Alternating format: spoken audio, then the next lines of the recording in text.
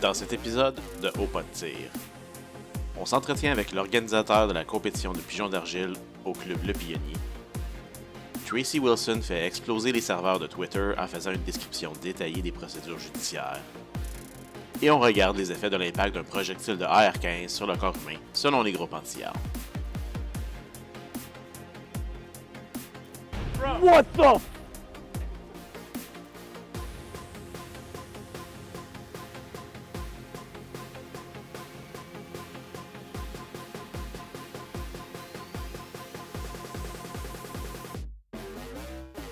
Pas d'allure. Pas d'allure, hein? J'adore les Pas d'allure. Écoute, ça dit à chaque semaine, à chaque fois, tu m'épates, c'est incroyable. Ouais, c'est ça. Fait qu'effectivement, c'est l'effet qu'une balle de AR-15 fait généralement sur le corps humain. Oui, mais Pour dire- pour utiliser leur terminologie, c'est ça qu'un AR-15 fait. C'est pas la balle, c'est le Le AR-15 qui fait ça. AR-15. OK, Le OK. AR-15 qui fait ça. Ouais, Une arme, OK. une arme militaire de style d'assaut, là, comme il aime se dire. Donc, Mhm. vous comprendrez encore une fois qu'on fait des blagues. Il faut bien en rire un petit peu avec tout ce qui se passe dans le monde des armes à feu. On essaie de garder la note un petit peu plus haute. Donc, ce soir, notre sujet principal, on va parler de ça, justement, la létalité. Et j'ai revérifié avant le podcast, c'est un vrai mot francophone, pas juste une traduction anglaise tout croche.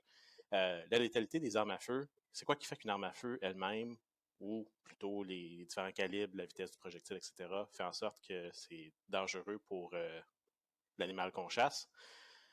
Et puis, on va parler de ça, mais premièrement, Sophie, Luc, des choses intéressantes qui se passent prochainement ou dernièrement dans vos vies en rapport avec les armes à feu?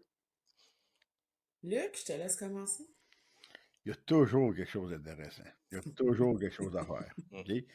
Fin de semaine passée, nous, c'était un petit match de Steel Challenge. Toujours très, très intéressant.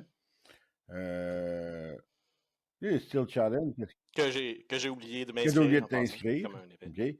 Mais qu'est-ce qui est le fun pour ça, le Steel Challenge? C'est vraiment, là, c'est sportif. Je dis pas que c'est fait pour les vieux, mais mettons que ça relaxe nos genoux puis nos jambes au courant d'une journée. Ça fait du bien de temps en temps, là. Puis ceux qui ont de l'expérience, là, très impressionnant à voir aller. Très, très bien. Mais c'est quoi le Steel Challenge? Steel Challenge, Oh mon Dieu, on pourrait faire un podcast là-dessus. c'est vraiment, comme dit, une division sportive que tu vas tirer sur des plaques d'acier. Tu as comme l'équivalent comme de 8 stages. C'est comme 8 parcours, si on veut. C'est toujours 5 plaques d'acier. Puis tu te bats contre toi-même pour être le plus rapide possible. Fait que c'est toujours, OK, peu OK, OK, importe, OK. à l'international, partout dans le monde, quand tu as du Steel Challenge, c'est toujours les mêmes 8 stages que tu vas refaire et refaire et refaire. C'est pour ça qu'il y en a qui sont d'une vitesse là, incroyable. Fait que, OK. Ça devient de mémoire musculaire, là. C'est plus juste l'analyse du stage, mais vraiment, la mémoire musculaire, tu le fais, exactement. tu le refais, tu le refais, C'est tu pas le une refais. question de précision, c'est une question, ben oui, il y a quand même une question de précision quand même, parce que il faut quand même qu'on tire ces plaques, Faut là. que ça atteigne la cible. C'est ça. Des fois, les plaques, tu as des plaques qui peuvent être à 25 verges, puis d'avoir un diamètre de 10 pouces.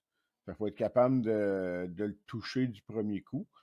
Mais c'est très rapide. C'est vraiment très, très, très. On voit ceux OK. qui sont habitués de faire ça, là.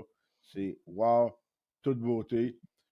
Moi, je te rends au point que je m'amuse. Je suis je suis pas encore là. Peut-être un jour, mais pas tout de suite. OK.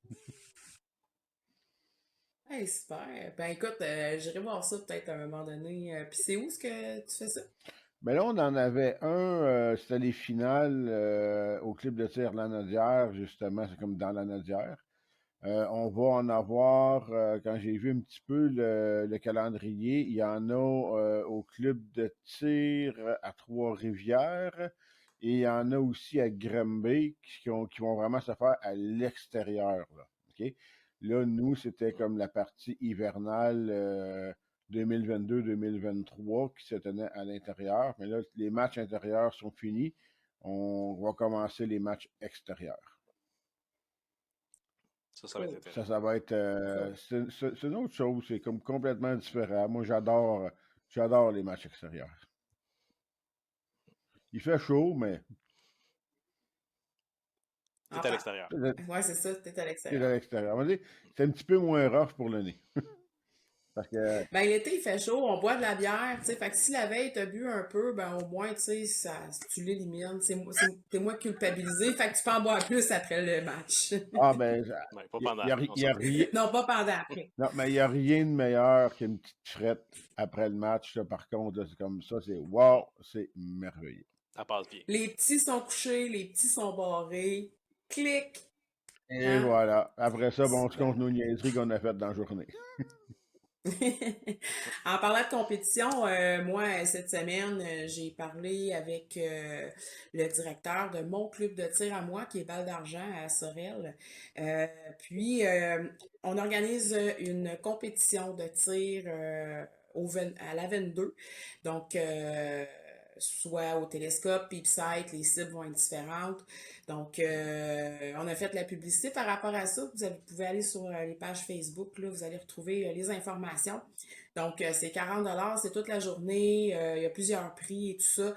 Il va y avoir un dîner aussi là, qui est à la gracieuseté là, de IGA à Sorel. Donc, vraiment une belle journée. J'invite les gens à aller s'inscrire, à démontrer justement qu'on est là dans le sport.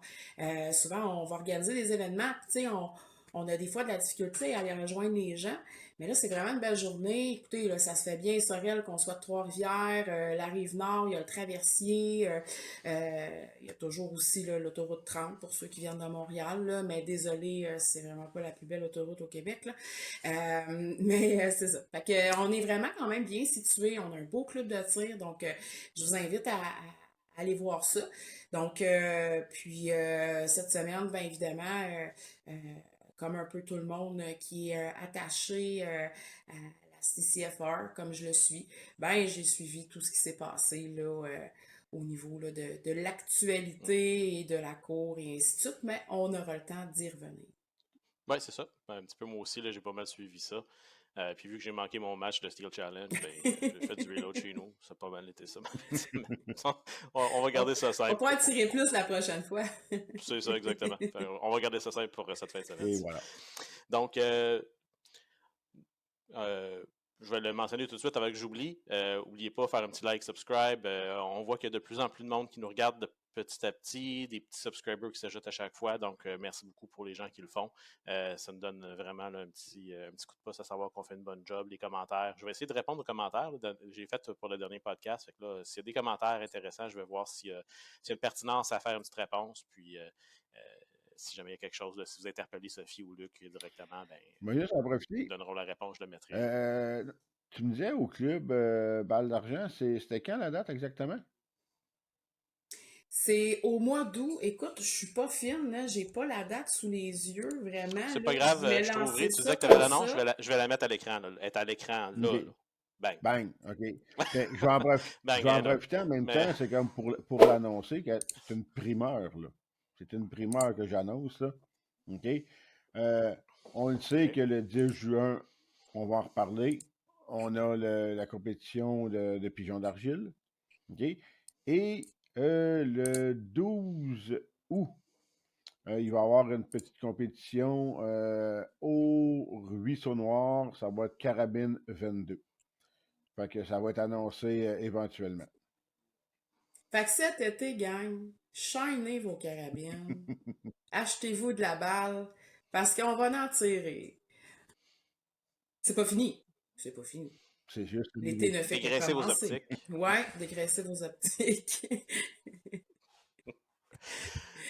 Parfait. Ben écoutez, au fur et à mesure qu'on aura tous les détails, là, on va faire comme on a fait avec le pionnier. On va essayer de mettre ça directement. Si votre club de tir a un événement qui voudrait mettre en valeur puis que on n'est pas directement impliqué là-dedans, envoyez-nous un message ou contactez un de nous trois directement, puis, ou parlez-en à un de nous si vous nous voyez en personne. Puis ça va nous faire un plaisir de promouvoir ces événements-là. On ne fait pas ça parce qu'on veut être payé, on fait ça parce qu'on veut promouvoir le sport puis parce qu'on veut que les gens aient un intérêt pour les événements, pour démontrer justement que c'est pas juste 4-5 personnes la fin de semaine, c'est vraiment, il y a toute une communauté, toute une culture autour de ça. Effectivement. Oui. Donc, on va commencer avec les nouvelles de la semaine. Êtes-vous d'accord? On n'a pas d'autres Certainement. messages à passer, je pense. On y va. On y va, parfait. Mais écoutez, on a vu les syndicats de la Fraternité des policiers et des policières de Montréal et l'Association des policiers et policières provinciaux du Québec, l'APPQ, c'est deux syndicats différents, qui ont envoyé une petite lettre au ministre là, en disant comme quoi ça serait bien qu'ils prennent certaines actions contre les armes de style semi-automatique. Juste pour vous résumer rapidement, il y a quand même certains points que je pense qu'on peut tous être d'accord parce que c'est des points que nous-mêmes, on a mentionnés à plusieurs reprises au courant de nos podcasts. Par exemple, les deux syndicats demandent qu'il y ait un meilleur financement pour la lutte contre les armes de trafic, le trafic d'armes illégales, excusez-moi. Et puis aussi, ils appellent un meilleur financement de la GRC, des forces policières, des villes frontalières, etc., justement pour non seulement empêcher ce trafic-là, mais augmenter les effectifs, s'assurer qu'ils ont le monde qu'ils ont besoin pour être capable d'arrêter les gens quand il y a un événement comme ça qui se produit. Donc ça, je pense qu'on peut tous être d'accord que ce sont des points Ça a du gros bon sens. qu'on a nous-mêmes... Oui, on a nous-mêmes sorti ces points-là à plusieurs reprises. Ouais. Là où est-ce qu'on est peut-être, je vous dirais, moins en accord, c'est là où est-ce qu'ils disent qu'ils devraient, en partant, bannir les armes de style semi-automatique ou, excusez-moi, les armes de style militaire semi-automatique. Là, on a un petit problème parce qu'encore une fois, de style militaire, c'est un terme très politique. C'est pas un terme qui est défini dans la loi. Et il mentionne des choses qui sont déjà bannies, comme par exemple bannir les magazines de haute capacité. Magazines de haute capacité, là, c'est déjà criminel de toute façon de posséder ça au Canada. Exactement. Donc, on le les mentionne souvent. modifier, c'est criminel. Une balle de plus, c'est criminel. À la minute où est-ce que tu dépasses la loi, puis ben, c'est sûr que tu agis à l'encontre de ce que on a tous et toutes appris là, dans nos cours là, de maniement d'armes et pour l'obtention du permis de possession et d'acquisition. Je veux dire, tu t'exposes aux peines puis aux problèmes qui viennent avec. Là, je veux dire, c'est déjà banni. Amélie, Fait que, c'est la partie 3 du code criminel qui nous attend. C'est carrément ça. C'est ça. Puis, comme Sophie l'a dit, c'est déjà banni. Exact. Pour les carabines, normalement, c'est 5 cartouches dans le magazine. Pour les pistolets, c'est 10. À la chasse, c'est 3. Ouais, dépendant de quel type de chasse qu'on fait. Quel type de chasse. La chasse aux oiseaux migrateurs, là, les lois deviennent compliquées et changent de jour à jour. Là, fait que avec les oiseaux ou avec les... Ouais, c'est vrai que ça change de jour en jour. Ouais, pour les... Ouais, si vous voulez pas être accusé de braconnage, là, ça peut changer. Puis ça, je suis pas un expert là-dedans du tout. Là. C'est une des choses qui m'intéresse à faire dans le futur, mais ça prend quelqu'un qui vous explique tout ça, parce que même les gens qui le savent, des fois, peuvent se faire prendre. Parce qu'aujourd'hui, la quantité maximale d'oiseaux qu'ils peuvent avoir avec eux, c'est 7, puis la journée d'avant, c'était 9, puis là, ils sont dans le trouble. Donc, c'est des choses comme ça qui changent de législation, des chiffres. Oui, non, on comprend, là, c'est hypothétique. Mais moi, tu sais, je suis pas rendue là dans mon parcours de vie là, de chasse, là, puis je regarde ça, puis c'est effectivement, je trouve que ça devient de plus en plus compliqué, puis de plus en plus difficile de s'y retrouver. Que si on laisse aller le gouvernement, ça va être encore plus difficile de s'y retrouver. Absolument. Puis juste mentionner aussi, on comprend que la sortie des deux fraternités de policiers qu'on vient de discuter, là, c'est vraiment ces syndicats-là, ces fraternités-là qui ont sorti ça. On sait que c'est pas tous les policiers qui sont nécessairement d'accord non plus avec ce qui est sorti. On sait que les policiers ne peuvent pas nécessairement non plus donner leur opinion sur tout ça. Les militaires non plus ne donnent pas leur opinion par rapport à ça non plus. Exactement. Donc, on comprend la différence entre la fraternité et les forces policières. On peut juste espérer que la majorité des forces policières comprennent notre situation, puis on espère que ceux, justement, qui ont des armes à feu pour leur propre utilisation, que ce soit pour leur perfectionnement professionnel, hors des heures de travail, ou juste pour le loisir, sont capables de comprendre nos arguments et notre point de vue aussi là-dessus. Ce qui est le plus aberrant là-dedans, c'est qu'ils ont les statistiques, ils ont les chiffres à l'effet que c'est pas les armes détenues illégalement par des propriétaires légitimes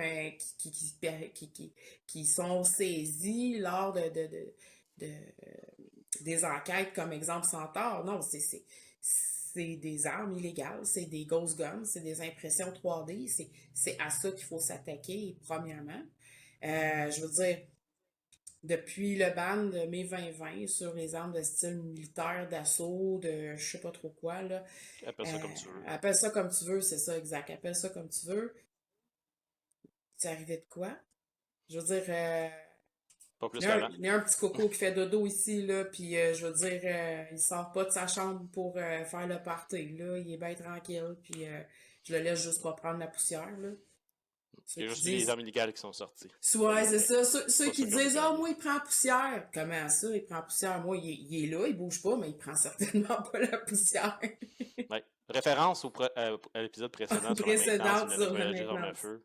Hmm. Faites-les respirer un petit peu là, pour y rajouter de l'huile à boucher. Exactement, exactement. C'est pas parce ils sont privés de sortie que nécessairement on peut pas Faut pas les leur nourrir. permettre d'écouter un peu la télé ou tu sais, de venir souper dans le salon avec nous autres, là. Écoute, je pense qu'on a fait le tour sur cette nouvelle-là en particulier. Nouvelle de dernière heure, par exemple, qui est arrivée aujourd'hui, là, juste un petit peu Wow. avant le podcast. Oui. Kat-Sophie, je te la laisse. C'est toi qui l'as trouvé. Donc, Ben, en vas-y. Je pense que c'est de quoi je fait, parle, hein? Je ne mets pas besoin de oui, le dire. exactement. Ben, en fait, ce qui est impressionnant, c'est le 100 000 qui a été donné à la CCFR. Puis là, écoute, je cherche j'avais la Je, fiche, v'là 30 je, j'ai- secondes. je vais la mettre, je vais faire comme les autres, là, je vais la mettre ici. Puis, si tu cherches le nom, là, c'est la Calgary and District Target Shooters Association. Tu vois, même si je l'avais trouvé, je l'aurais démoli. Fait que bien contente que tu l'aies dit, Sally. Ça fait plaisir. Je suis là pour ça, il faut bien que je remette de quoi. Mais wow, vraiment un don inestimable de 100 000 pour la cause juridique. Là, c'est quelque chose qui est très prenant pour le CCFR, point de vue budgétaire. Fait que d'avoir des supporters inestimables comme ça, puis tous ceux qui donnent de l'argent, mais aussi du temps, mais 100 000 là, je veux dire, Qui est énorme. quoi dire de plus que juste wow? C'est un montant important, puis on l'a dit à plusieurs reprises, poursuivre le gouvernement en cours coûte beaucoup d'argent. Ils se battent avec votre argent contre vous. Et le fait que, justement, il y a des organisations comme eux et que ce soit un montant de 100 000 comme dans cette situation-là, qui est un montant, quand même, tu as dit, très important, impressionnant, très important, ben, c'est aussi grâce à des donations à coût de 100 $, 200 $, 50 $, 1000 $, l'achat de matériel promotionnel, la vente de membership, que ces avocats-là sont payés. Donc, c'est grâce au support de la communauté qu'ils sont capables justement de poursuivre le gouvernement et d'amener ça potentiellement.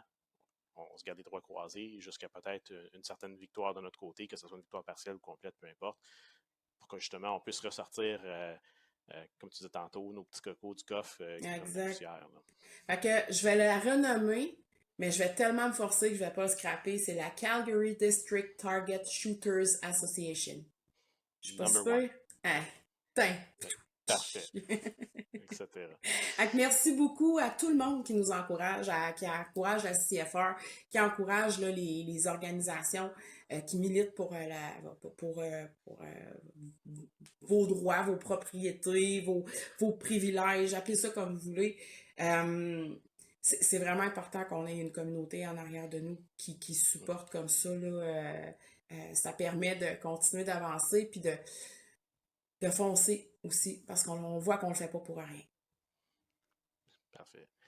Puis justement, parlons-en, hein, on l'a mentionné, ce 100 000 $-là, il allait pour la cour, pour la poursuite en cours contre le bannissement des armes à feu de mai 2020, mais on est en plein dans la deuxième semaine, dans le moment où est-ce qu'on parle présentement, c'est encore en cours, littéralement dans les deux sens du terme, mais au moment d'apparition de ce podcast, on va être rendu à la fin, donc juste pour prendre en note qu'on ne peut pas parler de toutes les choses encore qui se sont passées parce que ce sont pas encore arrivé pour nous, mais peut-être que vous regardez ça le lundi suivant la fin justement des délibérations. Donc, malheureusement, on n'a pas tous les détails, mais c'est la dernière semaine. On avait 8 jours. On est présentement dans la deuxième semaine.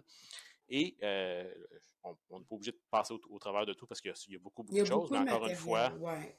On peut aller, par exemple, si vous avez du temps sur votre heure de dîner, vous pouvez aller sur Twitter et aller voir le fil de Tracy Wilson, où est-ce qu'elle fait un compte rendu minute par minute ou presque, et on parle pas là l'opinion de Tracy. On parle vraiment d'un compte rendu, je veux pas dire mot à mot, parce qu'il y a tellement de contenu dans tout ça, c'est incroyable.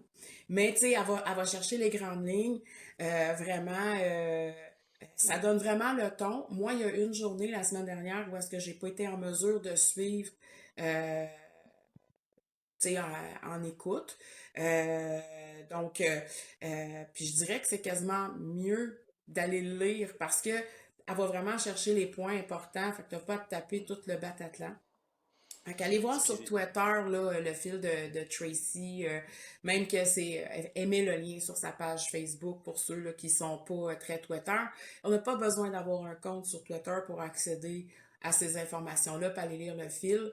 En même temps, pour ceux qui ne parlent pas anglais, qui ne comprennent pas l'anglais, il y a l'option de traduire les tweets.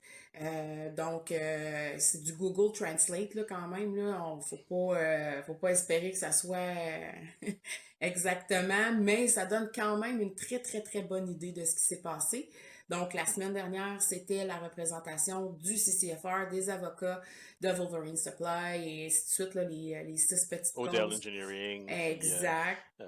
Généreux, puis tout, tu sais, il y a eu Généreux, puis plusieurs... tout ça, Ouais, exact. excuse-moi, je l'ai dit en français, mais... Oui, mais moi aussi, je pensais que c'était généreux, mais c'est vraiment généreux.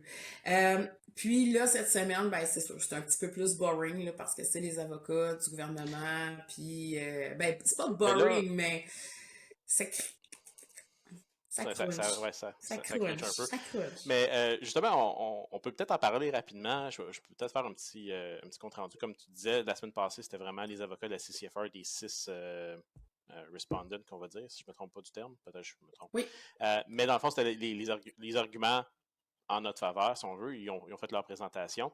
Il y a eu certains arguments lundi et mardi concernant le gouvernement, dans le fond, A few moments later.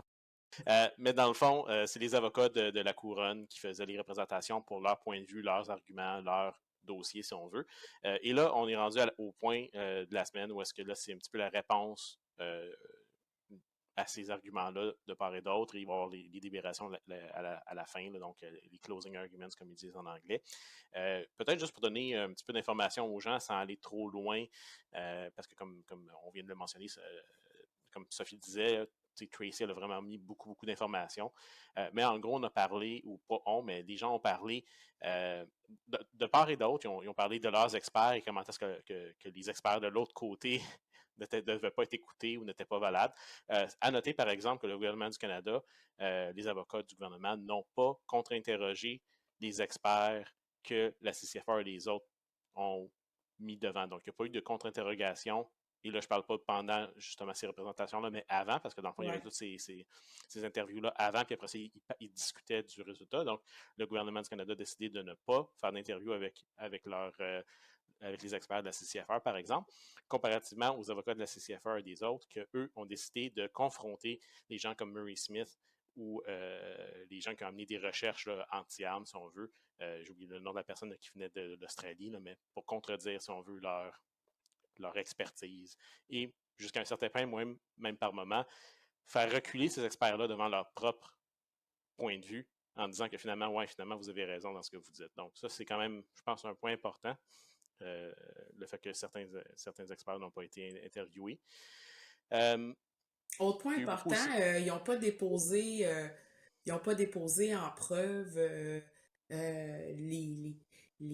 je vais dire encore là le mot preuve, mais les preuves probantes qui vient prouver que c'est nécessaire à la sécurité du public d'agir de cette façon-là.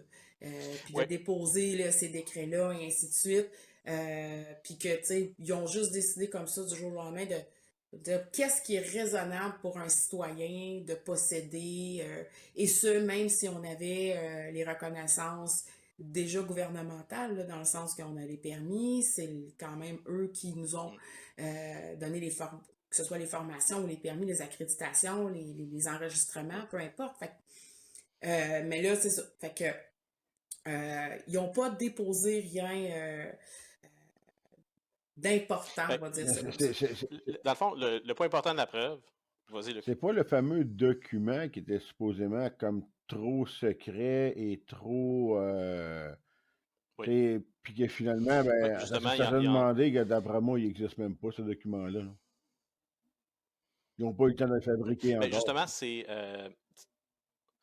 Ouais, c'est ça. Ben, on a parlé, je pense, un petit peu dans Ouais. les podcasts précédents, puis c'était un document quand même assez important, parce qu'on va se le rappeler un petit peu l'historique de ce document-là. C'est selon l'article de la loi qui permet justement au gouvernement de faire ce qu'ils ont fait pour faire un décret dans ce genre-là, il faut qu'il y ait une opinion du Governor in Council, excusez-moi, qui dans le fond, qui est comme un comité qui va discuter tout ça. Et c'est le cabinet, dans le fond, qui va discuter tout ça et dire, ben, on pense que selon cette opinion, et là, comme j'avais déjà dit, c'est une opinion juridique et non pas une opinion, je pense que, donc, c'est ça la loi.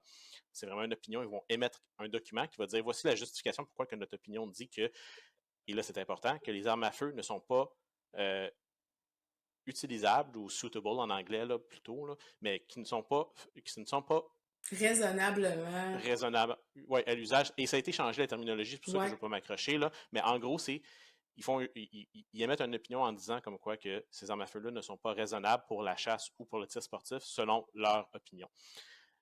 Lorsque la juge, et dans le temps c'était la juge Gagné, a fait la demande de voir cette opinion-là, premièrement, le gouvernement a dit non, on ne veut pas mettre ça, parce que ça pourrait faire des dommages au cabinet, tout ça. Ils ont dit, ben, OK, donnez-le pas à tout le monde. Je veux le voir et je vais juger sur la pertinence de cette opinion-là dans le cas qui nous concerne. Et eux, ce qu'ils ont utilisé, c'est un article de la loi, justement, pour les preuves. Et ça s'appelle, je vais mettre le lien pour ça parce que c'est quand même un terme légal, mais c'est la section, c'est l'article 39, donc Section 39, qui, dans le fond, permet au gouvernement de dire, bien, ce document-là est un document, un secret de cabinet, et il ne sera pas partagé avec le juge. Donc, un point important de l'argumentation des avocats qui sont de notre côté à nous, là, les pro-armes, comme on aime nous libeller comme ça, c'est justement qu'eux, ils ont demandé que le fait que le gouvernement n'a pas émis cette preuve-là, n'a pas produit la preuve, soit traité comme, et ils ont utilisé le terme anglophone, adverse inference, ce qui veut dire en français une inférence défavorable. Donc, c'est le principe de dire, ben, si vous n'avez pas fourni la preuve, on ne peut pas juste vous croire sur parole comme quoi qu'elle existe, et à la limite, on peut penser l'inverse, parce que justement, vous ne voulez pas la fournir. Exact.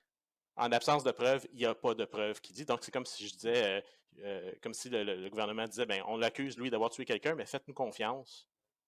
On sait qu'il l'a tué, mais je ne vous donne pas la preuve, mais faites-nous confiance. Donc, on ne peut pas... donc, ça ferait aussi par le fait même, quand les gens se rendent compte de ça, comme là, les gens commencent à s'en rendre compte plus, ben, tu viens voir que c'est pas démocratique.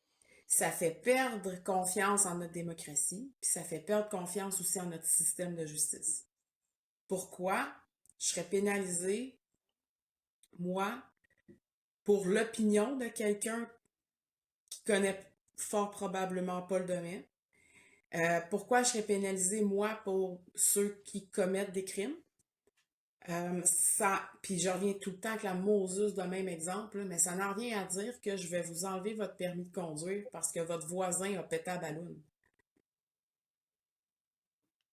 Ça fait pas de sens. Non. Ça va plus loin que ça aussi. Là, c'est vraiment, on va vous enlever votre véhicule parce que comme je l'ai déjà dit dans d'autres podcasts, on va vous enlever votre véhicule parce que votre voisin qui n'a pas de permis a pété la ballonne puis a volé le char de quelqu'un. C'est vraiment, ouais, c'est vraiment ça, là, parce que c'est l'auto, les armes qui sont utilisées pour des crimes sont des armes illégales, donc c'est pas des armes qui ont été achetées légalement, donc dans ton analogie, juste pour faire. Ouais, c'est ça, c'est un véhicule volé. C'est un véhicule volé. Volé directement, qui a été transporté des États-Unis. Bon, on va loin un petit peu, là, mais. Ouais. Puis il n'y a plus de numéro de série. Exactement. Ils ont enlevé le VIN dessus, là, c'est rayé partout. Ça a l'air que quand tu arrives à la frontière, ça tombe tout seul. Là. Ça décolle. Ouais, ça décolle tout seul, oui. Ils sont pas fait fort. Ils mettent pas le bon adhésif en arrière. C'est ça. Au prochain podcast, on essaiera de faire un peu plus de compte-rendu, mais il y a tellement d'informations dans ce processus-là que ça serait juste extrêmement long. Donc, on l'a dit, il y a peut-être des points saillants qu'on pourrait peut-être résumer lorsque tout sera terminé. Mais selon moi... Dans le podcast CFR de ce soir, qui est sorti, en fait, qui va être le dernier qui va être sorti quand notre podcast va être disponible, Tracy a dit, puis Rod, ils vont faire un wrap-up de tout ça, peut-être plus sous forme de texte, tu sais, avec des grandes lignes, titres, c'est ça. les grands, c'est pour que ce soit plus facile, là, parce que, évidemment, lorsque le juge et tout ça, là, tout le transcript là, de la cour va être disponible, ça va être disponible sur le site du CCFR, mais ça va être des milliers de pages et des centaines d'heures de lecture avec un contenu, disons-le, généralement incompréhensible pour le commun des mortels. Donc, ça va venir éventuellement. Évidemment, il faut laisser le temps à tout ça de se procéder. Ils sont en cours jusqu'à vendredi. Tracy a fait un travail de titan. C'est la Wires des textos, c'est incroyable. Je pense qu'en fin de semaine, elle va vouloir peut-être, non, je pense même pas qu'elle va vouloir, elle n'est pas capable, mais décrocher complètement tout ça parce que c'était beaucoup de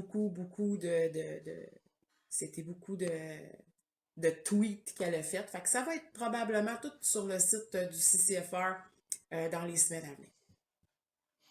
Excellent. Fait qu'on va regarder un œil sur ça. Puis dès que ça va sortir, évidemment, ça va fort probablement sortir en anglais. Donc, s'il y a une version française, on vous la présentera. Sinon, on fera le travail pour vous. On essaiera de vous vulgariser ça un petit peu aussi pour vous amener ces détails-là parce que c'est quand même une cause importante. On n'aura pas de réponse. Là. C'est pas la semaine prochaine, dans 2 semaines, là, qu'on va avoir une réponse à tout ça. Là. Il va y avoir quand même un délai. Ouais. Mais c'est sûr qu'on veut garder un œil là-dessus. C'est une cause importante. Puis, ça va probablement avoir un impact direct sur le futur des armes à feu au Canada. Donc, du moins, au minimum, jusqu'à ce que le gouvernement rentre avec C-21 et potentiellement d'autres amendements, comme ils ont potentiellement déjà dit. Donc, on sait qu'ils vont peut-être revenir à la charge avec ça, mais entre-temps, on aura peut-être une couple de mois. Mais justement, là, tu sais, tantôt, on parlait de la Fédération des policiers puis tout ça, là, dans la même information là, de la presse cette semaine, justement, Marco Mendicino disait là, que il se rencontrait, puis que d'ici la fin du mois, là, il sortirait quelque chose. Là, donc, d'autres amendements potentiellement. À suivre, là, un autre petit lapin noir à sortir du chapeau. Un genre de G40... G4, G46, 2.0. Assault Style. Mais... Assault Style. Ou peut-être, comme un terme qu'on a appris aujourd'hui, pour ceux qui écoutaient, oui. Non-semi-automatic military style firearm. Répète donc ça. Non-semi-automatic military style firearm. Comment inventer des mots, des choses. Une belle Marlin, action à levier avec chargeur détachable. Hey, c'est d'assaut en tabarnouche. Dans une librairie près de chez vous bientôt, le petit libéral illustré.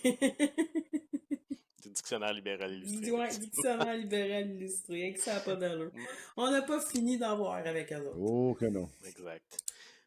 On a un autre événement aussi, je pense qu'on voulait promouvoir un événement important pour la coalition, le 10 juin au Club de tir Le Pionnier.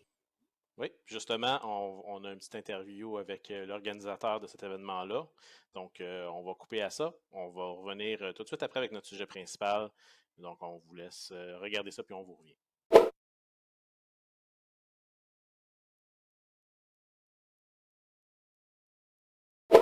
Bonjour tout le monde, on est au Club de tir Le Pionnier aujourd'hui, cette belle journée ensoleillée.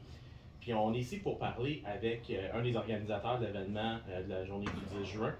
Ça fait plusieurs fois qu'on le mentionne sur le podcast.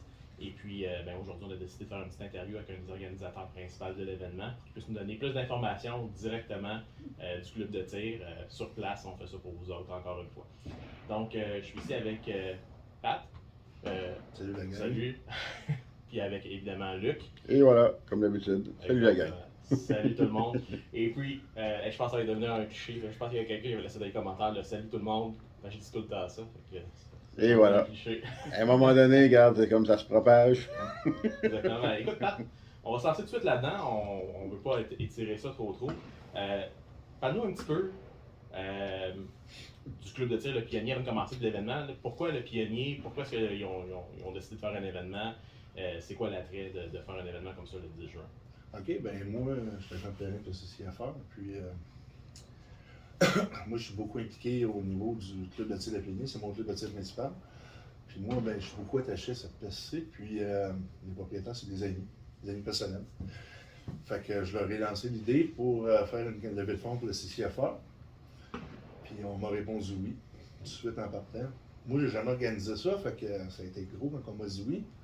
Puis là, je me suis lancé 2 pieds joints là-dedans, puis quelle sorte de tir qu'on voulait faire, mais quand on a vu que nous autres, ici au Pionnier, il y a beaucoup de pigeons d'argile, on voulait faire un gros événement avec plusieurs personnes en même temps. On a décidé de se lancer dans une compétition de pigeons d'argile. On a un terrain pour tirer de 50 à 300 mètres. On a le pistolet, on a le revolver, des armes d'astreinte. On a des champs de tir pour le pigeon d'argile, effectivement. Fait que, on cherchait quelque chose pour avoir beaucoup de monde. Fait qu'on a décidé de faire un événement, un tournoi de pigeons d'argile. Une compétition de pigeons d'argile. Ouais, puis pour ceux qui n'ont jamais vu les terrains au niveau du pigeon d'argile, là, ça n'a pas manqué parce qu'ils sont vraiment là, super beaux, c'est bien placé. Ils ont vraiment des excellentes installations. J'ai jamais été côté pigeon d'argile, mais j'ai vu tantôt, quand je m'en venais, que je pense que ça fait face à l'eau, hein, si je me trompe pas. Peut-être pas toutes, là, mais je pense qu'il y en a une couple qui font face comme à la rivière, ça se peut-tu? Celui en arrière, oui. En avant, c'est vers les champs. OK. Mais c'est tellement sécuritaire, c'est tellement bien coordonné qu'il ne peut pas avoir aucun accident. Là. Non, c'est sûr. De manière que c'est bien placé. Il n'y aurait pas l'autorisation d'opérer si ça n'avait pas été fait de manière sécuritaire, évidemment. Donc, excellent. Fait que tu nous as parlé de la compétition un petit peu, la date, tout ça, la raison pourquoi, mais c'est quoi les règles de la compétition? Tu dis que c'est une compétition de pigeons d'argile, tu as parlé, c'est marqué dans l'annonce qu'on peut voir sur Facebook en passant, c'est marqué Système Louis. Parlons un petit peu, c'est quoi la compétition? Premièrement, pour les gens qui ne connaissent pas ça pantoute, pigeon d'argile, c'est quand même assez large. Là. Fait que c'est-tu du ski, c'est-tu du trap, c'est-tu juste t'as un pigeon qui vole tout ça dessus que tu l'as? Puis aussi, parle-nous du système Louis, parce que c'est le système de pointage que vous allez utiliser pour les récompenses, pour les gagnants. Fait que, juste nous décrire un petit peu tout ça, puis ça va être quoi les règles de la compétition, puis ça va dans le pause. La compétition, ça va être bien simple. Ça va être un parcours de 50 pigeons. Les munitions sont fournies dans le prix. Okay. Le système Lewis, c'est premier de chaque division. Mettons qu'on a 100 personnes. Ça va être le premier, le 11e, le 21e, le 31e, 41e. Ils vont tous gagner un prix. Suite à ça, on a le dîner qui est fourni pour les participants. Puis ceux qui participent pas au tournoi, mais qui vont venir voir le CCFR parce qu'il va y avoir plusieurs autres choses que le tournoi. Parce qu'en fait, c'est pas juste le tournoi de pigeons d'argile, le principal. C'est le message qu'on veut lancer par rapport à ça. On a beaucoup de commanditaires qui sont joints à l'événement. Okay. Puis, c'est ça que je parlais avec Luc qui m'aide à l'organiser. Une chance que je l'ai, lui, parce que seul, c'est stressant et très dur à appliquer. Là, on s'est embarqué dans quelque chose qu'on ne pensait pas avoir aussi de demandes et que c'est devenu aussi gros, aussi rapidement. Ça l'a vraiment dépassé et de loin qu'est-ce qu'on s'attendait comme réponse de nos partenaires. Oui, parce qu'on était allé cogner à des portes. Puis moi, je pensais que je me serais fait dire non ou que le monde avait des hésitations. Puis c'est pour ça qu'il est arrivé partout. J'ai cogné à la première porte, puis la première affaire qu'on m'a dit, c'est oui, j'embarque. Oh, un peu. J'ai approché Cadex. Je me disais, bon, je vais tenter le coup. On m'a répondu oui, tout de suite. Fait que là, c'est là que j'ai appelé Luc, puis j'ai dit, attends une minute, là, il y a quelque chose, il y a un mouvement qui se passe par rapport à ça. Puis on peut pas juste aller chercher 2, 3 commanditaires. Parce qu'en arrêt de tout ce qui se passe, je ne partirai pas dans la politique, ça ne m'intéresse pas. En arrêt de tout ce qui se passe, à part les tireurs, il y a une très grosse industrie qui est touchée par rapport à ce qui se passe à Ottawa. Fait oui, c'est ça. Excuse-moi, je ne veux pas t'interrompre, mais c'est ça. Souvent, on parle souvent des tireurs sportifs ou des chasseurs qui sont impactés, comme tu dis, par ça, mais c'est un très bon point. Il y a beaucoup de commerces qui ont perdu des revenus, qui perdent des clients à cause de tout ce qui se passe à Ottawa présentement.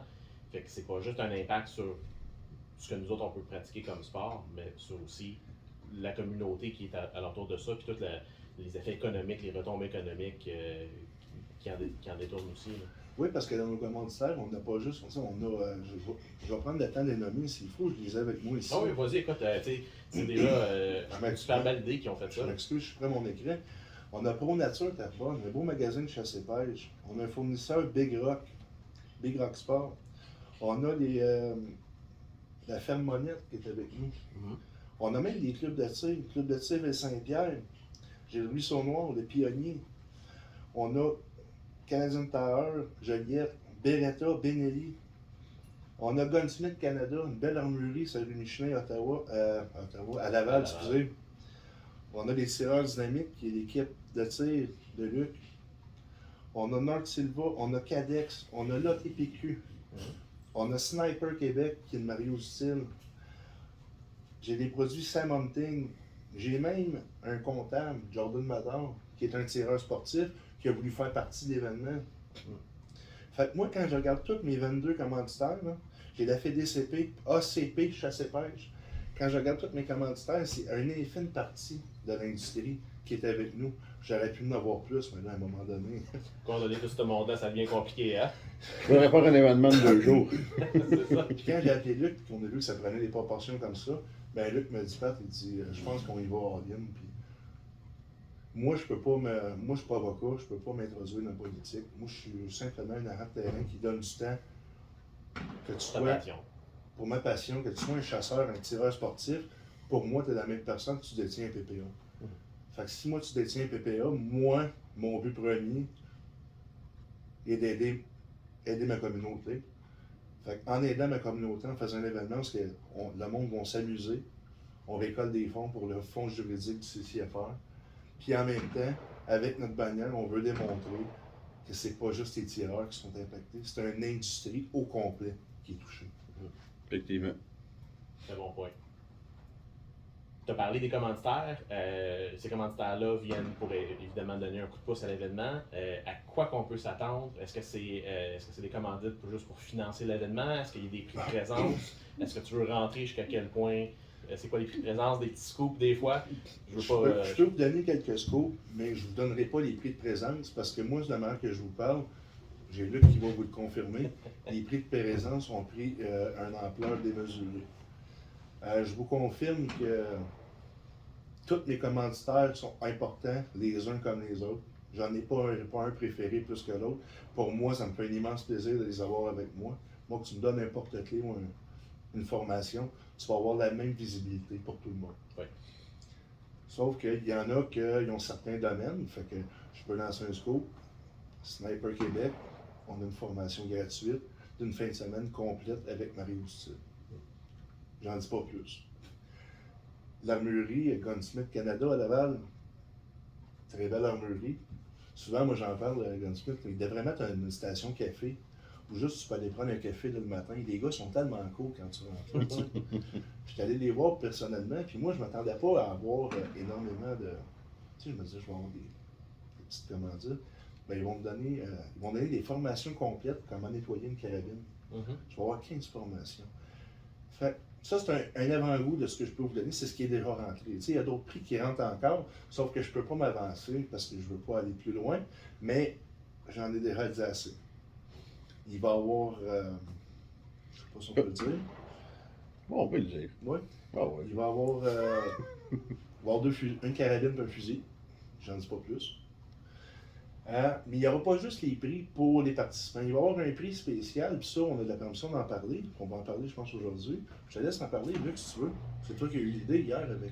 Ben oui, qu'est-ce qu'on va faire? C'est que pour chaque tranche de 20$ qui vont être dépensés, investis au niveau du CCFR, exemple, devenir membre, acheter un chandail, une casquette, faire un don. Okay? Chaque tranche de 20$ va vous donner le droit à un coupon de participation pour une carabine 22 qui va être faite, qu'on va faire tirer à la fin de la journée. On demande également, c'est comme un petit coup de main aux membres CCFR qui voudraient être bénévoles pour cette journée.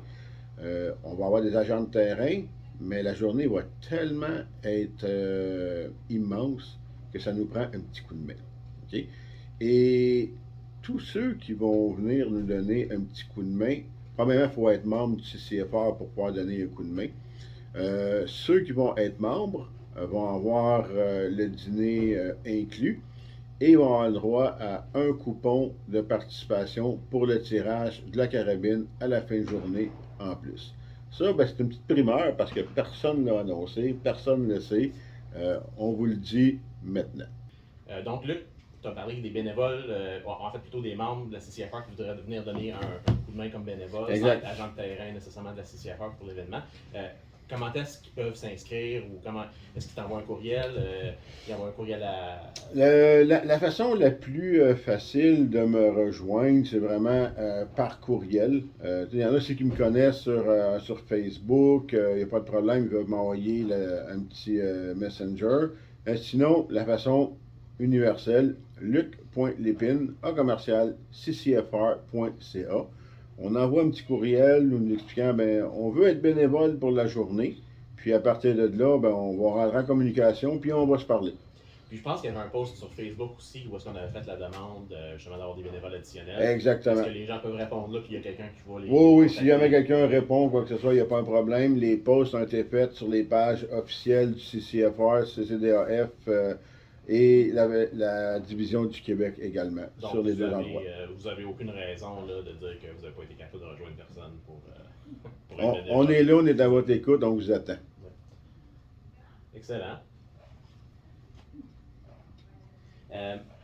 Écoute, je pense que j'ai juste une couple de dernières questions. Puis, tu as mentionné, Pat, qu'il y avait plusieurs clubs de tir qui s'étaient portés comme commanditaires d'événements. Moi, personnellement, j'ai trouvé ça intéressant que pour un événement dans un club de tir, qu'il y ait plusieurs autres clubs de tir, on pourrait les renommer si on veut. Là, on avait parlé, évidemment, le club de tir, le Pionnier, c'est eux qui nous reçoivent cette journée-là, mais on a le club de tir du Saut-Noir, on a le club de tir de Ville-Saint-Pierre également. Ville-Saint-Pierre, exactement, on a aussi. On a l'ATPQ, t'as-tu dit? On a l'ATPQ, oui. On a l'ATPQ. C'est quand même des clubs de tir, ils ne sont pas tous à côté. Pas que les clubs de tir se font compétition, mais qu'est-ce qui a fait en sorte qu'un club de tir qui n'est pas qui n'organise pas l'événement a décidé d'être commanditaire pour cet événement-là? Justement, le Ruisseau Noir nous a donné 2 certificats cadeaux de 100 $. Je remercie personnellement Marianne de nous avoir donné ça. Très beau club de tir là aussi. C'est pour montrer que tout le monde se tient pour la cause. Ouais, je pense que ça, c'est un beau message qu'on peut ressentir. C'est que Exactement. Les clubs de tir sont tous impliqués aussi dans ce qui se passe. On parle des business, mais les clubs de tir aussi, c'est pas des business, mais c'est ça.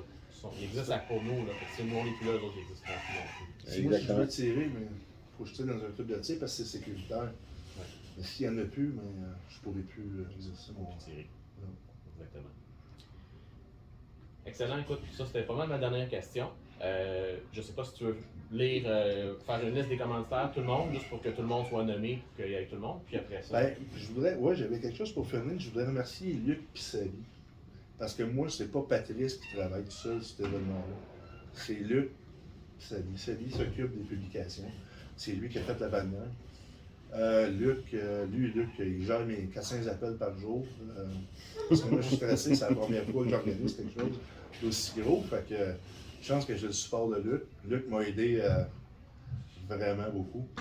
Puis en même temps, je vais prendre 2 minutes puis remercier tous mes sponsors. Parce que grâce aux commanditaires, puis remercier les participants qui s'inscrivent encore, puis les participants qui vont participer à la journée du 10 juin, vous êtes aussi importants que les commanditaires.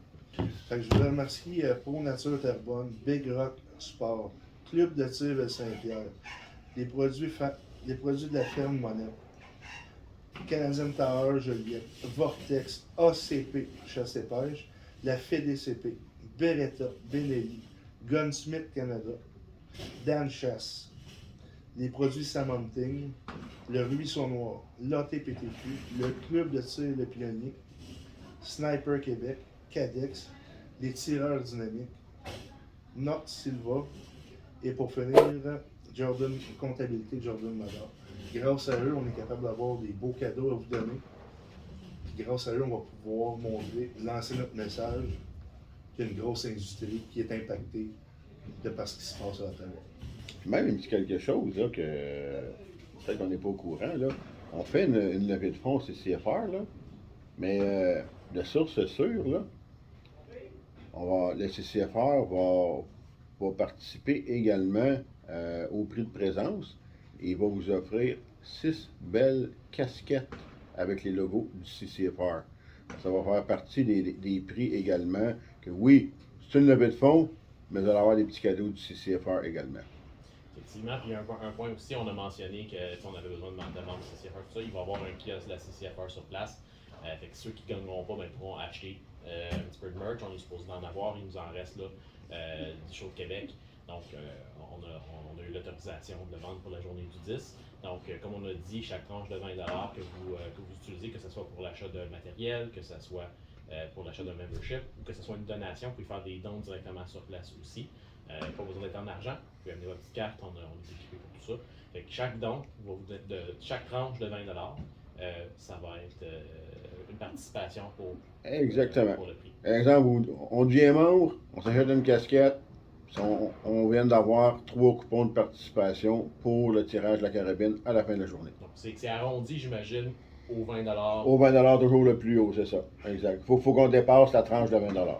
Fait que dans le fond, si tu fais 45, dans le fond, t'as deux. T'en as deux. À 61, t'en as 3. T'en as 3. Mais à 79, malheureusement, t'en as juste 3 aussi. T'en as juste 3 aussi. C'est ça. À ce moment-là, tu fait un don de 2$. C'est ça. Tant qu'on arrive aux tranches de 20$, on vous donne un coupon. Excellent. Écoute, Pat, je sais pas si tu as d'autres choses que tu veux mentionner. Moi, c'était toutes les questions que je voulais couvrir avec toi.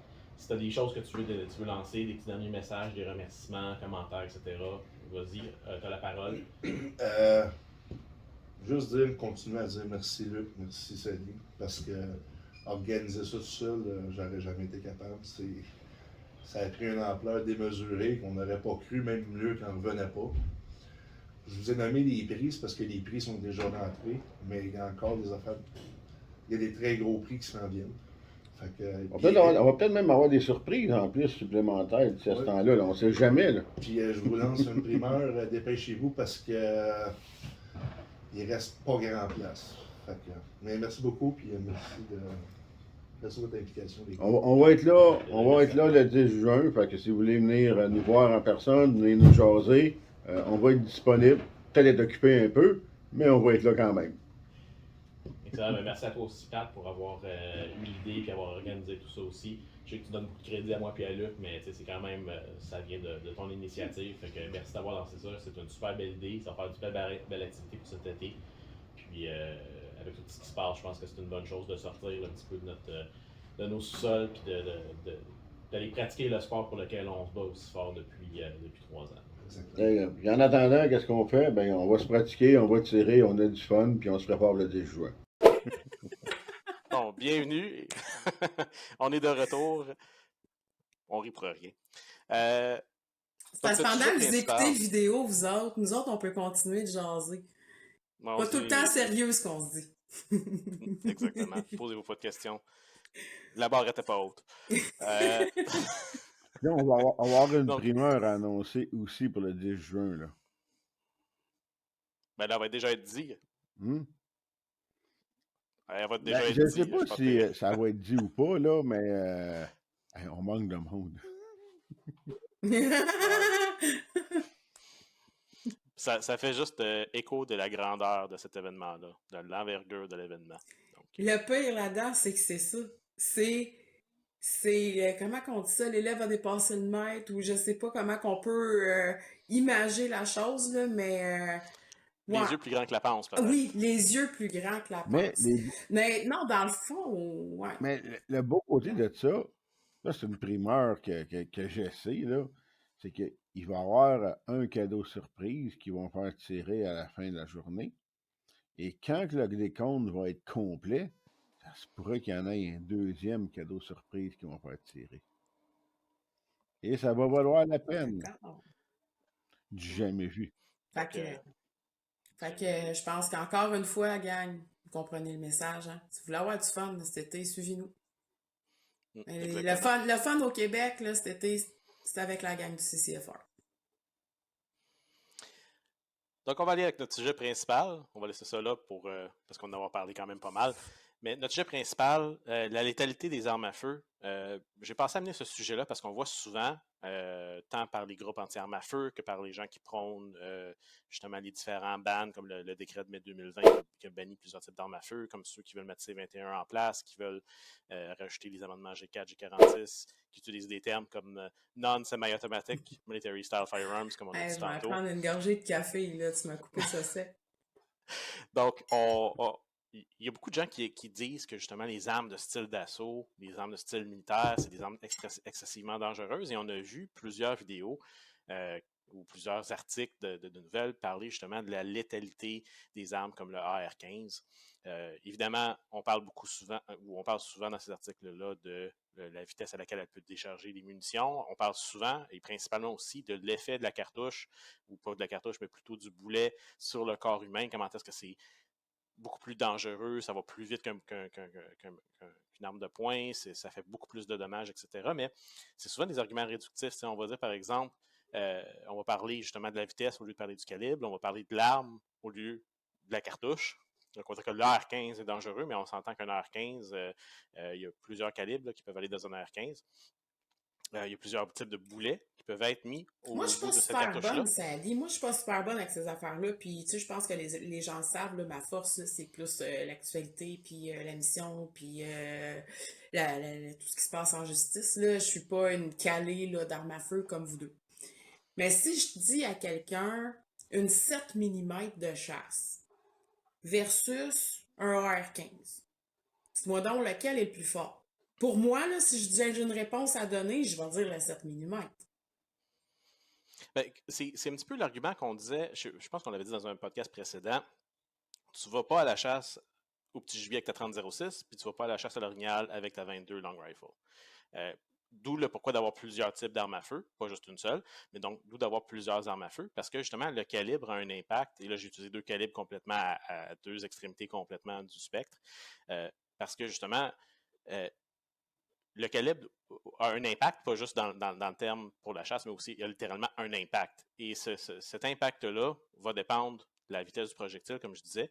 Là, on ne va pas aller dans les mathématiques, là, puis tout ça, faites-vous-en pas, là, on n'est pas si calé que ça. Mais tout le monde le sait que le placement du projectile est important. On sait aussi qu'un projectile qui passe d'un bord à l'autre de notre animal va gaspiller la majorité de sa force à l'extérieur de l'animal, donc va aller se fracasser contre un arbre, quelque chose, on va perdre l'énergie de là-bas. Donc, si on fait une comparaison, par exemple, comme tu demandais, Sophie, entre un 2-2-3 puis une 30-06 ou une 7 mm, c'est quoi la grosse différence? Bien, la différence, ça va être dans la vitesse du projectile, et on s'entend mettons une 2-2-3, on va dire que c'est à 3000 pieds par seconde, puis peut-être ta 7000 mètres Remington, c'est peut-être quoi, 2700, 2800, je n'ai pas les formations devant de moi, mais j'imagine que c'est pas mal proche de ce qu'une 30-06 est. Donc, 30-06, c'est quoi, là, 2600 pieds secondes, 2700, mettons, dépendant du nombre de grains dans le boulet. Donc, pour l'orignal, moi, c'est une 180 grains qui va à peu près à, je dirais, le 2650 pieds secondes en moyenne. Donc, la force, l'énergie contenue dans mon boulet de 30-06, dans cette configuration-là que moi, je reload moi-même, est beaucoup plus grande que l'énergie contenue dans une balle de 2-2-3. Donc, Okay. le dommage que ça va faire à un animal ou à toute autre cible va être beaucoup plus grand avec une arme de chasse. Mais c'est pas seulement une question de rapidité ou de grain du calibre ou du projectile, c'est aussi la composition du projectile qui a un impact. Souvent, les balles, par exemple, de 2-2-3 vont être des full metal jacket, donc c'est vraiment là, du cuivre partout, tout autour. Tandis que les balles de chasse, on va souvent avoir de manière générale des soft points. Donc, on peut voir qu'il y a comme un petit peu de cuivre sur le bout. Pas de cuivre, excusez-moi, de plomb au bout qui est dénudé directement. Il n'y a pas de cuivre. Ou encore, ça va être des balles spécialisées comme Hornady en font beaucoup, là, que c'est genre des bouts en plastique ou en polymère qui font en sorte que la balle va justement ouvrir. Champignoner bien comme il faut, Champignoner. puis être plus Exactement. létal que de passer directement au travers. Là, Exactement. Parce que le but, lors de la chasse, c'est de tuer un animal et normalement, c'est aussi de le faire de manière le plus éthique possible. Donc, on veut justement que l'animal, on va le tirer au bon endroit. On veut que, justement, la trajectoire de la balle qui va passer, on dit souvent poumon, cœur, poumon, ça, c'est la trajectoire de la balle. Mais ce n'est pas le seul effet qu'il y a lorsque la balle passe, c'est que, justement, l'effet de champignonner, si on veut, le projectile, va transmettre toute son énergie. Donc, il va y avoir 2 autres effets qui vont apparaître. Et c'est là un petit peu que les groupes anti-armes généralisent ou sensationnalisent un petit peu. Parce que une arme de poing n'a pas l'énergie nécessaire pour le faire. C'est pas parce que ils veulent pas que ça le fasse. Il y a beaucoup de gens, justement, à la police ou aux États-Unis, il y a beaucoup de gens qui parlent de hollow point bullets, là, des balles qui ont quand même une espèce de trou dessus, justement, pour essayer de faire en sorte qu'elle champignonne Puis il y a plus. comme des petites stries, là, tout le tour de ton petit trou, Exactement. justement, là, pour qu'elle... Stratégiquement affaiblir le projectile pour 2 raisons. Un, transférer le plus d'énergie possible dans la cible. Et deuxièmement, limiter la pénétration au travers de la cible. Parce que justement, les policiers, s'ils tirent sur un suspect, ben, ils ne veulent pas que ça passe au travers du suspect, au travers du mur, au travers de la porte de voiture là-bas, puis que ça aille pogner la personne qui se cache parce qu'elle a peur pour sa vie. Donc, ils veulent justement que l'énergie soit le plus transmise possible à la cible sur laquelle on tire. Donc, lorsque ta balle champignon, elle va transférer son énergie, mais l'énergie s'en va quelque part. Elle ne fait pas juste disparaître, elle doit aller quelque part dans la cible où est-ce qu'il la reçoit. Donc, on va avoir 2 choses. On va avoir l'effet hydrostatique, le choc hydrostatique, excusez-moi, et un effet de cavitation. D'où le deuxième terme, d'où le terme explosion dans le corps que les groupes anti-armes aiment dire. Là. Donc, effet de cavitation, ça va littéralement faire une cavité. Alors, le transfert d'énergie va comme tasser tout ce qu'il y a à l'intérieur. Ça fait comme une explosion. Puis oui, le boulet souvent va se désintégrer en transmettant son énergie. Là. C'est comme quand on lance quelque chose contre un mur. Si on le lance assez fort, il va casser.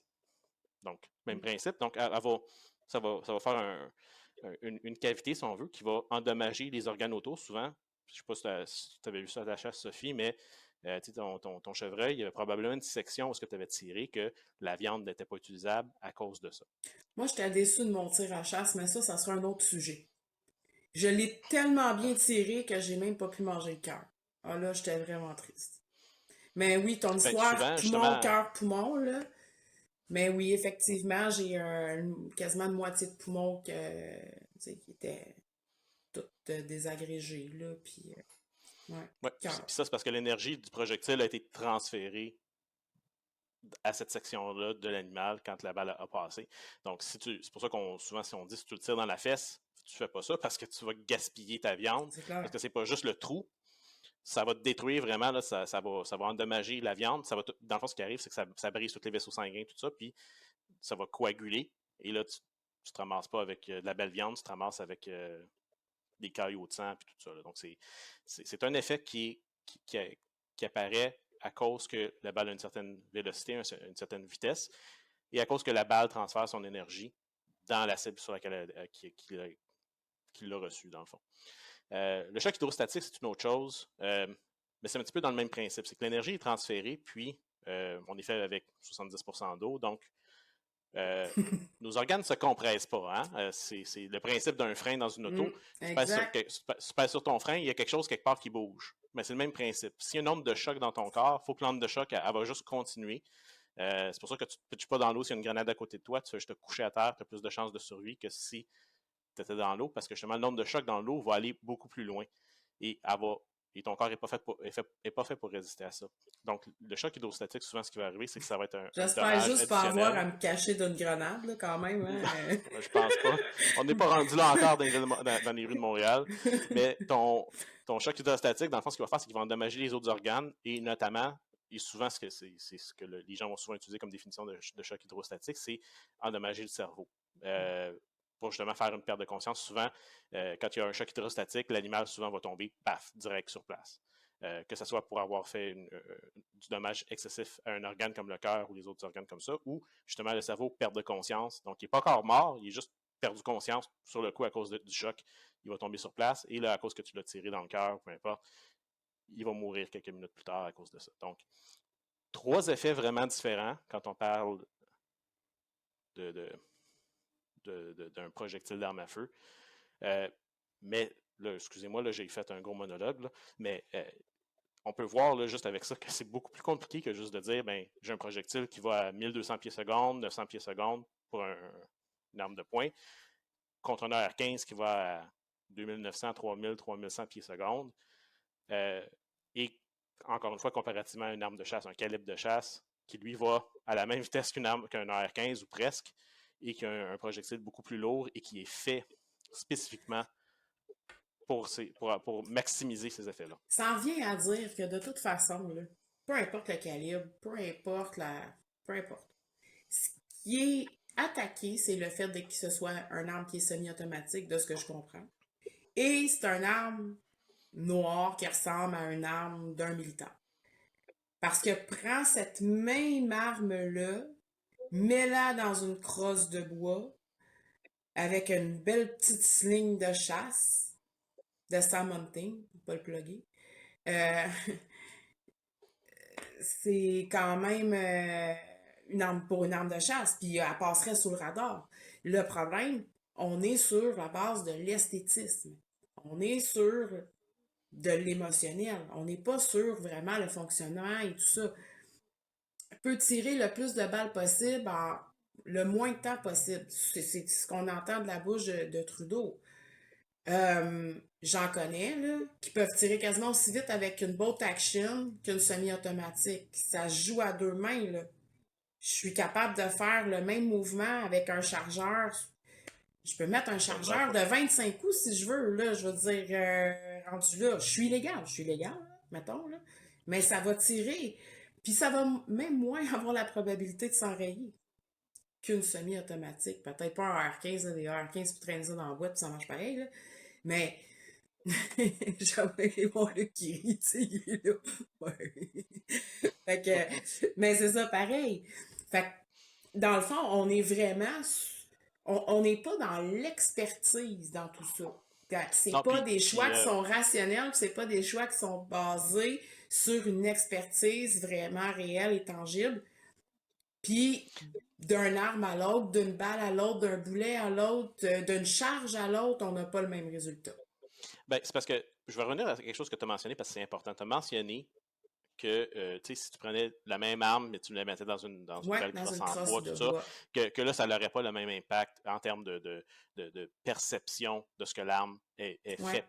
Dans le fond, son application. Mais je pense qu'il y a eu une certaine évolution parce qu'on a tellement utilisé cet argument-là contre les groupes anti-armes, puis on leur a dit, ben, vous êtes d'accord avec telle arme, mais avec telle autre arme, qui est exactement la même chose, mais dans une belle crosse en bois, vous dites que ça, c'est correct. Donc, vous avez vraiment juste peur du look. Là, ils ont comme évolué un petit peu de ça, ils ont dit, bon, alors cet argument-là ne fonctionne plus, il faut se trouver d'autres choses. Donc là, ils ont décidé de comparer des pommes avec des oranges en disant, bon, ben, vous voyez, un calibre pour un AR-15, ça fait tant de dommages comparativement à un calibre pour une arme de poing. Mais on s'entend que la majorité des crimes avec armes à feu sont commis avec des armes de poing quand même. La seule différence, c'est que quand une personne se fait tirer avec une arme de poing, que ce soit dans le cœur ou autre part, il y a moins de chances que la mort soit immédiate. Ça ne veut pas dire que la personne peut être sauvée nécessairement. Là. Puis on s'entend, si tu fais tirer avec une balle d'AR-15 dans la jambe en assumant qu'il n'y a pas d'artères qui sont touchés, puis que c'est vraiment juste dans la... Tu vas survivre au même titre que si c'était un 9 mm d'un policier. Exactement. Sauf que c'est sûr que... Peut-être un peu plus mal. Ben, c'est sûr qu'un projectile qui a plus de vélocité va nécessairement faire plus de dommages. Et encore une fois, je reviens avec le type de projectile qui est utilisé.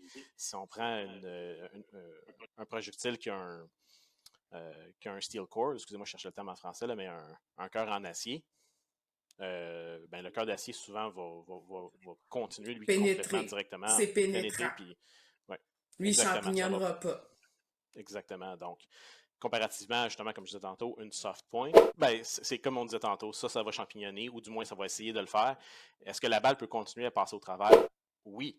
Mais en faisant cette action-là de faire son champignon, littéralement, là, c'est vraiment ça que ça fait, ben, ça va transférer plus d'énergie dans la cible. Donc, on ne peut pas juste dire un AR-15 contre une arme de poing.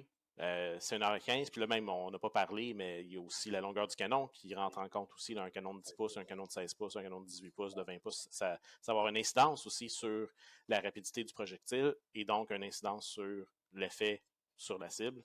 On s'entend que là, on parle peut-être de différences minimes là, quand même quand on parle d'un projectile qui sort d'une arme de chasse ou d'une carabine. mais ça a quand même un il y a quand impact. même, tu sais, moi, pour l'avoir vérifié, là, entre une arme de poing et une carabine avec le même calibre, on va parler du 9 mm, OK? Dans une arme de poing avec un canon de 5 pouces versus une carabine avec un canon de 18,5 pouces, il y avait 190 pieds secondes supplémentaires dans la carabine avec la même cartouche. C'est quand même ça de plus, là. Puis là, on parle juste d'une 9 mm. C'est quand même Quand ça on de parle de plus. 9 mm, quand on parle de 9 mm, là, on est dans le quoi? Dans le 10 à 15% de vélocité de plus parce qu'il y a un canon plus long. Donc, c'est quand même pas négligeable. Là. C'est pas 1 ou 2%. Là. C'est quand même une quantité importante. Exact. Donc, je sais pas, est-ce que, Luc, tu en as rajouté? Est-ce que tu penses que j'ai fait une bonne job en faisant le tour de ce sujet-là? Non, moi, honnêtement, là, je suis parti sur un monologue. j'ai rien à rajouter, là. Moi, je suis vendu 50 BMG, mais on n'a plus le droit de l'utiliser, fait que c'est fini. Pour l'instant. Puis on l'entend, puis ça, on a entendu parler justement à la cour là, du 10 000 joules, de où que ça sort cette valeur-là. On s'entend qu'il y a plusieurs calibres traditionnels de chasse qui se rapprochent de ce 10 000 joules-là. Oui. Donc, on n'est pas dans. Ça a l'air d'être un chiffre. Ça a l'air d'être un chiffre très, très, très important, là, 10 000 joules. Mais c'est pas un chiffre si impressionnant lorsqu'on fait le calcul. La formule est disponible sur Internet. Je vous la posterai pas ici. Allez la chercher si ça Non, mais sérieusement, là, y a-tu vraiment quelqu'un, puis vous autres encore, là, je répète, les gars, vous êtes meilleurs que moi là-dessus, là, les armes à feu. Là. Est-ce que vous avez déjà acheté une arme à feu en allant checker dans spec c'était quoi le nombre de joules? Jamais. Ça a toujours été l'application, le calibre. Qu'est-ce que je voulais en faire? Tu sais, moi, en tant que femme, puis même, je dis en tant que femme, il y a des hommes qui n'ont pas un gabarit énorme non plus, là, je veux dire, puis qui aiment ça, là, tu sais, sportif aussi, je veux dire, c'est une arme qui est ergonomique, je veux dire, tu sais, moi, mon copain, il va l'extensionner pour l'épauler, moi, je vais la rapetisser, je veux dire, c'est quand même, je veux pas dire léger, mais tu sais, c'est bien, ça se tient bien. Tu sais, quand tu tires avec ça, t'as pas... Tu fais un tout avec une arme comme ça, tu sais, c'est justement, c'est ça qui devient un sport, parce que là, les gens disent, ouais, mais le tir à la cible, c'est pas un sport. OK, le golf, pour moi, c'est pas un sport. Je suis désolée, taper sur une petite balle, marcher sur du gazon, puis brouter de la luzerne, je suis désolée, pour moi, c'est pas un sport. On peut dire la même chose, là. Non, mais c'est ça, tu sais, mais moi, j'ai jamais vu un gars ou une fille garrocher sa carabine ou son gun sur le field parce qu'il avait raté la cible, là. Puis des golfeurs, j'en ai vu fesser avec leur bâton, puis virer des cartes de golf à l'envers, puis tu vois pas ça dans un club de tir, hein? Jamais. Là. Je veux dire, d'énervement, même, il n'y en a pas, là. Disons que si ça arriverait, il y aurait une police qui serait appelée quand même assez rapidement. Ah, il serait évincé de la place, c'est clair, probablement banni. Je veux dire, il n'y a pas de pardon à ce niveau-là. Il n'y a aucune tolérance dans les clubs de tir au niveau de la violence, que ce soit verbal, envers ton outil de travail, peu importe. C'est non, c'est tolérance zéro. Mais je pense qu'il n'y aurait même pas de doute. Le range officer sur place, il n'irait même pas voir le gars dire hey, qu'est-ce que tu fais? Ça serait Chris, j'ai appelé la police. Ouais, c'est ça, exact. Il n'y aurait même pas d'interaction. Tu sais, je veux dire, c'est un sport dans le sens où est-ce que un sportif va préparer son équipement, un sportif va s'occuper de son équipement, puis l'entretenir, puis essayer d'aller chercher, je vais dire, la fine pointe de la technologie ou de l'adapter à sa situation. Un AR-15, c'est ni plus ni moins ça. Tu sais, j'en ai une arme de chasse, pour revenir à la chasse, j'ai une arme de chasse qui est en bois. Ben oui, ça tire bien, ça va bien, mais tu sais, j'ai pas de muzzle brake, elle est plus pesante. Au niveau des variations de température aussi, le bois, c'est pas tout le temps one hour, là, quand tu pognes l'appui. Je préfère ma 308, qui est en, je vais le dire, je vais pas dire plastique, là, mais c'est ça. Synthétique. Une crosse synthétique, c'est ça que je voulais dire. Ouais, c'est ça. Donc, avec une crosse synthétique, qui a l'air peut-être plus, oui, tactique, plus militaire, mais ça reste que c'est une arme de chasse pareil. Je veux dire, Oui, c'est de l'esthétisme. je vais apporter un point. Puis, tu sais, on me jugera s'il faut, mais regarde, c'est ça qui est ça quand même.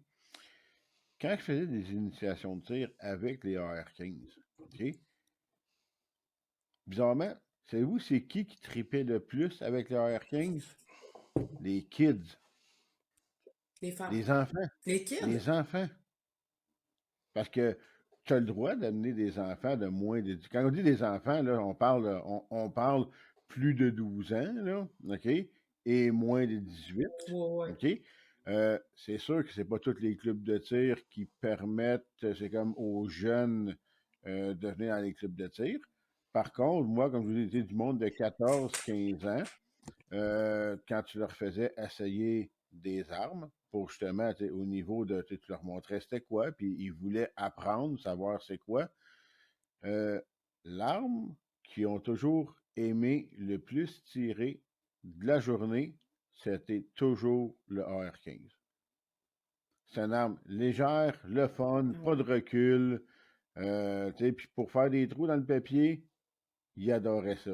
Ergonomique. Exactement. Ben ouais, Fait que c'est ça, ça. c'est bizarre à dire.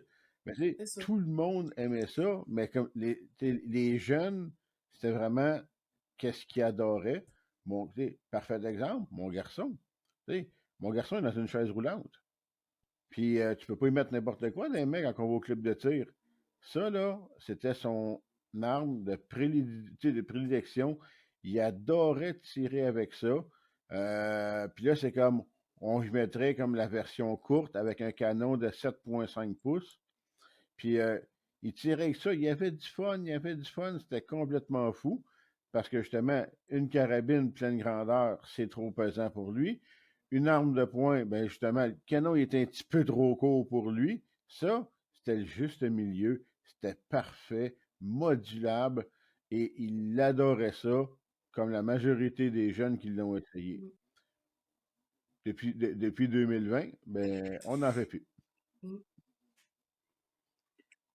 sais, je pense qu'on pourra y revenir, puis on pourra en reparler de tout ça, là, mais en terminant, je poserais juste une question. Qu'est-ce qu'il y a de mal à vouloir, je veux pas dire imiter, mais ça a quand même une certaine signification, tu sais, le côté tactique, le côté soldat, des gens qui ont protégé notre pays, des gens qui ont fait en sorte, tu sais, qui ont utilisé certains outils similaires pour en venir à de la paix.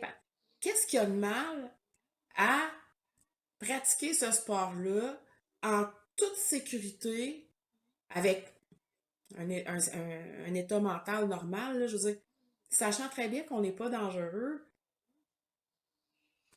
Tu sais, on est Pour rendu répondre dans à ta une... question, Ouais, vas-y donc. pour répondre à ta question, je pense qu'il y a deux aspects à ça. Le premier, c'est que je pense qu'il y a, selon la définition que tu en faisais, il n'y a rien de mal.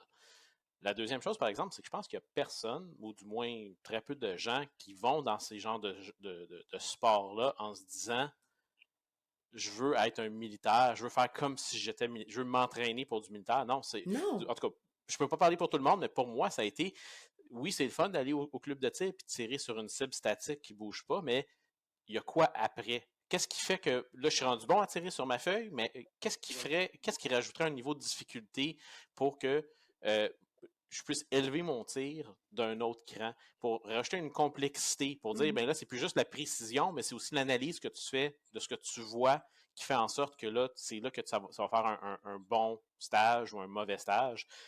Évidemment, il y a le côté compétition, l'aspect compétition avec soi-même, puis contre les autres aussi. Là, Luc, on s'en va souvent là-bas. Je me compare pas contre lui parce que je serais triste souvent. Mais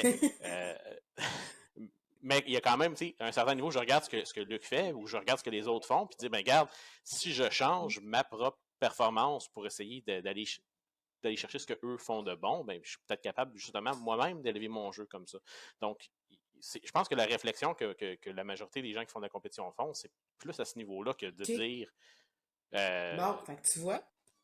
Moi, je pense qu'il n'y a rien de mal non plus. Non? Ben non, il n'y a rien de mal. Tu sais, moi, j'en fais pas de ça, mais Mais tu vois, j'avais peut-être même une certaine perception du côté tactique, du côté Ben, oui, plus... je trouve la, mais je trouve comme ça. j'en compte. Oui, vas-y. Ben, tu sais, comme je te disais, moi, là, de notre côté, Non, vas-y. dans le temps, là, on recule de là très, très, très longtemps, là. Tu sais, moi, je jouais au Airsoft. OK? Tu sais, Airsoft, tu sais, comme c'est des armes en plastique, là, qui tirent des petites billes de plastique, puis tout ça, tu sais, c'est non létal. Tu sais, des fois, ça pince quand tu l'as sur la peau, mais c'est pas plus que ça. C'est sûr que ça a peut-être évolué, OK? Mais moi, dans mon temps, ça commençait, c'était au début. C'est sûr que ça, où on se faisait plus comme des petites, tu sais, comme des petits scénarios, là, tu sais, un petit peu, là, de... Oui, moi, c'est à ça plus que je Mais ça, pensais. Peut-être plus le côté, comme tu ça, disais, airsoft, paintball, le plus... mais quand tu es avec les ouais. armes à feu et tout ça, là, puis tu fais du tir sportif, là, c'est vraiment, tu sais, et moi, je connais pas personne là, qui pense comme C'est un je autre m'en vais me monde. pratiquer pour c'est comme paramilitaire, quoi que ce soit. Non, tu t'envoies là-bas pour tirer sur du papier, tirer sur du métal, tu sais, tu sais, faire des choses. Moi, il n'y a pas personne qui a cet intérêt-là. Ceux qui ont d'intérêt Fait comme que dans ça, le fond, ils vont plus vers l'airsoft, je pense. Ça. fait que comme ça, mine de rien, les gars, je vous ai juste fait défaire le narratif de Polly. Je sais très bien que vous allez pas là vous entraîner comme le SWAT, puis comme l'armée, puis tout ça, mais vous m'avez repris, non, non, non, mais c'est exactement ça. Et c'est exactement ça qu'eux autres veulent que la population croit, que comme n'importe qui connaît pas ça va dire, ben, vous entraînez comme des militaires, vous entraînez comme le SWAT, vous entraînez comme les policiers, et vous venez de tout naturellement défaire ce narratif-là Euh, des C'est polycrackers. la réalité. Moi, ce que je retiens de tout ça, mais ce que je retiens vraiment de tout ça, c'est que le monde des armes, c'est fait pour tellement tout le monde. T'aimes plus les pistolets? T'aimes plus le 22? T'aimes plus le long range? T'aimes plus le gros calibre, le center fire? Moi, je suis une fille de 22. Moi, j'aime ça tirer 5 balles dans un petit rond gros de même à 100 verges. Qu'est-ce que tu veux? Je peux passer mes après-midi à faire ça. Il y en a qui aiment faire l'IPSC. Il y en a qui aiment ça faire du tir de pigeon d'argile. Il y a tellement de... Tu sais, quand tu joues au hockey, tu joues au hockey. Quand tu joues au soccer, tu joues au soccer. Quand tu joues au golf, tu joues au golf. Quand tu es en tir sportif, sky's the limit. Oui, je pense que Oh, c'est oui. une bonne conclusion. Donc, je vais vous demander, mot de la fin, 30 secondes chacun, parce que là, ça va faire quand même un bon long podcast avec en plus l'interview et tout le kit qu'on a fait. On est allé un petit peu plus longtemps aujourd'hui, je pense, au final. Mais, 30 secondes, mot de la fin, Luc, Sophie. Ben moi, je vais te voler ton mot de la fin d'habitude, tiens.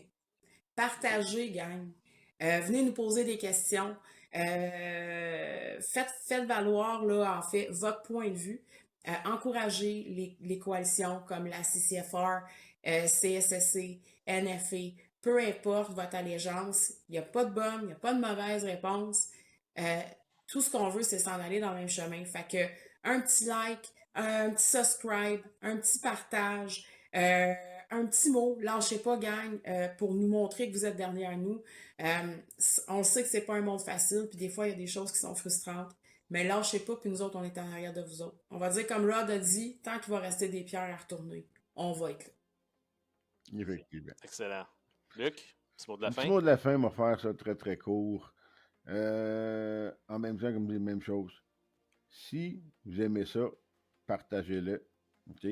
Ça serait le fun d'aller chercher le plus de monde possible.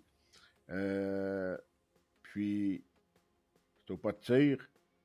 Donc, en fin de semaine, ben, allez donc tirer, allez donc vous amuser avec des amis. Moi, je prône par ça. Donc, moi, en tout cas, c'est ça que je vais aller faire. Ben écoute, moi, je vais prendre ton point, Luc, vu que je me suis fait voler mon point. Je vais le prendre, mais je vais le modifier un petit peu. Toi, t'as dit d'aller tirer avec des amis. Moi, je vais dire, trouvez la personne dans votre entourage, que ce soit de la famille, un collègue de travail, avec qui vous avez quand même une relation Votre mère! relativement bonne. N'importe qui. Mais quelqu'un qui est anti-arme. Quelqu'un qui a dit, ah, moi, les armes à feu, je suis pas capable. Quelqu'un qui a jamais touché à ça, puis dites-lui, hey, je t'invite, je paye tout. on va faire du pigeon d'argile, on va tirer une arme de poing, peu importe, vous leur laissez le choix, puis vous lui dites, on va se faire du fun, on va s'amuser, tu vas comprendre c'est quoi, tu vas peut-être dire que c'est pas pour toi, mais au final, tu vas comprendre pourquoi on fait ça, puis tout ce qui découle autour de ça. Peut-être que vous allez le convertir, idéalement, peut-être qu'au minimum, il sera peut-être plus aussi anti qu'il était avant, puis il va peut-être comprendre c'est quoi, justement, les différentes disciplines avec le tir. Et une fois qu'on débarre la porte, peut-être avec quelque chose comme du pigeon d'argile, des fois on peut peut-être aller justement lui montrer les armes de poing, les carabines, le 22 comme Sophie disait tantôt. Donc une fois que la porte est ouverte, on peut lui montrer d'autres disciplines, peut-être éventuellement chercher un nouveau détenteur de permis, un nouveau PPA qui se rajouterait aux 2,2 millions au Canada. Donc je pense que c'est comme ça qu'on peut justement changer la mentalité des gens. C'est pas juste en invitant nos amis qui sont déjà vendus, mais en allant chercher le monde qui n'aurait jamais pensé à faire ça de leur propre gré. Je suis Alors, tout à fait regarde bien temps, là. Si t'aimes pas ça, je te gosse plus. Exact. T'en parles Voilà. plus. Exact. Hey, bonne soirée, gang. Merci à tout le monde. Faites un petit like et subscribe comme je disais au début. Et puis, on se reprend au prochain. Bonne soirée. Salut!